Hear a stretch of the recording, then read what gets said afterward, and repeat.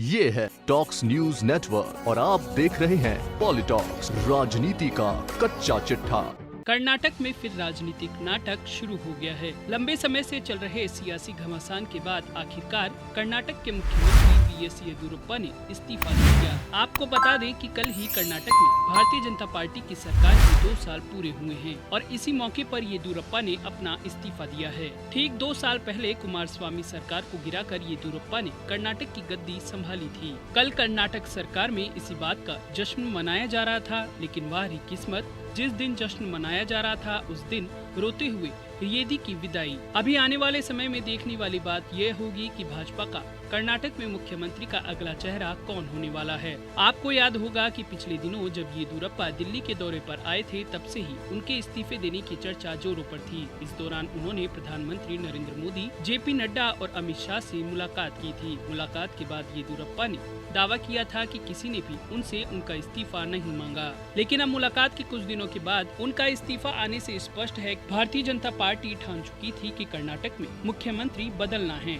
आपको बता दें, साल 2007 में बीएस येदियुरप्पा कर्नाटक में पहली बार बीजेपी की तरफ से मुख्यमंत्री बनाए गए। कर्नाटक दक्षिण भारत का पहला राज्य बना जहां भारतीय जनता पार्टी की सरकार बनी। इससे पहले बीजेपी की पकड़ उत्तर और मध्य भारत के राज्यों में ही देखी जा रही थी। हालांकि उनके पहले कार्यकाल के दौरान ही उनके ऊपर भ्रष्टाचार के गंभीर आरोप भी लगे थे। कर्नाटक में अब बड़ा सवाल यह है कि बीएस येदियुरप्पा की जगह कौन लेगा। पिछली बार यानी 2011 में जब बीएस येदियुरप्पा को हटाया गया था, तब उन्होंने डीवी सदानंद गौड़ा को अपना उत्तराधिकारी चुना था, जो गैर लिंगायत थे। हालांकि बाद में उनको हटाकर भाजपा ने लिंगायत नेता जगदीश शेट्टार को मुख्यमंत्री बनाया, जिससे नाराज होकर येदियुरप्पा पार्टी से बाहर हो गए। इसके बाद येदियुरप्पा ने अपनी पार्टी बनाकर चुनाव लड़ा और यह सुनिश्चित किया कि भाजपा चुनाव नहीं जीत सके। हालांकि बाद में उन्होंने अपनी पार्टी का विलय भाजपा में करा दिया। इस बार अगर येदियुरप्पा को अपना उत्तराधिकारी चुनने का मौका मिलता तो वे लिंगायत नेता को ही मुख्यमंत्री बनाते। उनकी उम्र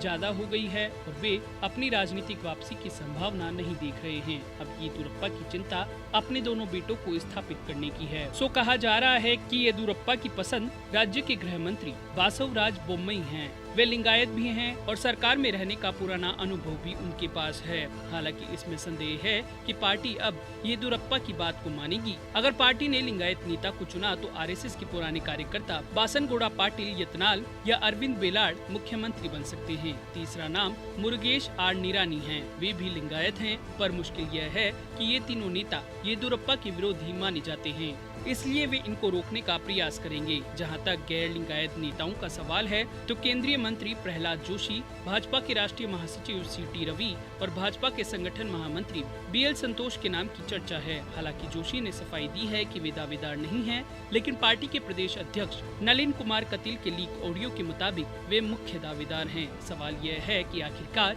क्यों कर्नाटक के ताकतवर क्षत्रप बीएस येदियुरप्पा को राज्य की भाजपा सरकार में मुख्यमंत्री का पद छोड़ना पड़ा। माना जा रहा है कि भ्रष्टाचार के आरोप और सरकार में बेटे की दखलंदाजी के आरोपों के कारण उन्हें ऐसा करना पड़ा। येदियुरप्पा की विदाई के पीछे केंद्र सरकार को दिए गए उनके उस इकरारनामे को भी वजह बताया जा रहा है, जिसमें भारतीय जनता पार्टी के केंद्रीय नेतृत्व ने उनसे ये वादा लिया था कि सत्ता में 2 साल पूरे होने के बाद वे पद छोड़ देंगे। कर्नाटक के सियासी हलकों में ये कहा जा रहा है कि येदियुरप्पा ने उसी इकरारनामे पर अमल करते हुए सोमवार को पद छोड़ने का ऐलान किया और वादा किया कि साल 2023 के विधानसभा चुनाव में पार्टी को सत्ता में लाने के लिए वे काम करते रहेंगे। येदियुरप्पा के पद से हटने के कुछ और भी कारण हो सकते हैं, लेकिन बड़ी वजह यही लग रही है कि पार्टी विधायक और नवनियुक्त मंत्रियों ने दिल्ली जाकर केंद्रीय नेतृत्व से सरकार के कामकाज में मुख्यमंत्री के बेटे बीवाई विजेंद्र की दखलंदाजी को लेकर शिकायत की थी। बताया जा रहा है कि सरकार के कामकाज पर उनकी पहले जैसी पकड़ नहीं रही थी।